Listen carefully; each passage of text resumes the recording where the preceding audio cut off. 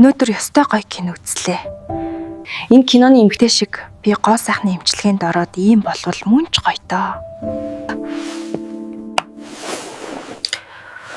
Үнтэй да.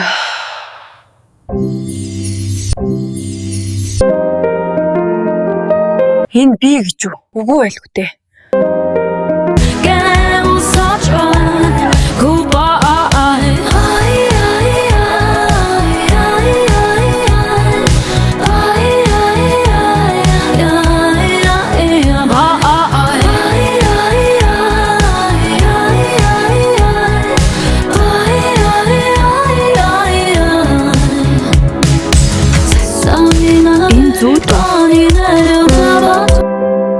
Би нэг их өөр хүн болчихсон юм шиг мэдрэмж төрөөд байна.